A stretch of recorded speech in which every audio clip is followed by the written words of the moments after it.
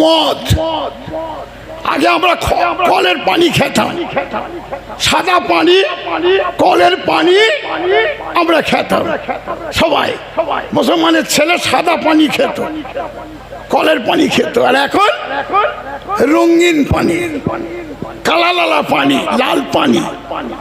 হ্যাঁ, মুসলমানের ছেলে আবার পার্টি হচ্ছে, মদ খেয়ে চোখগুলো বুঝেছেন কথা গোলাপির মতন হয়ে আছে, আবার মুখে ফেলে দেয়, ধরবার উপায় নেই। মুখে একটা খুশবু জাতীয় জিনিস মুখে ফেলে দেয়, আপনি ধরতেই পারবেন না যে সে মদ খেয়েছে কি না খেয়েছে।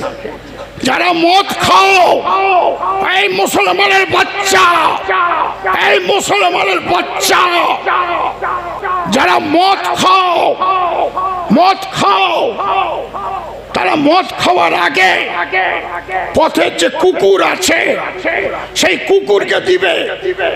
কুকুর খাওয়া তো দূরের কথা, শুঁকে চলে যাবে। আর মুসলমানের ছেলে মদ খেয়ে রাস্তায় পড়ে আছে,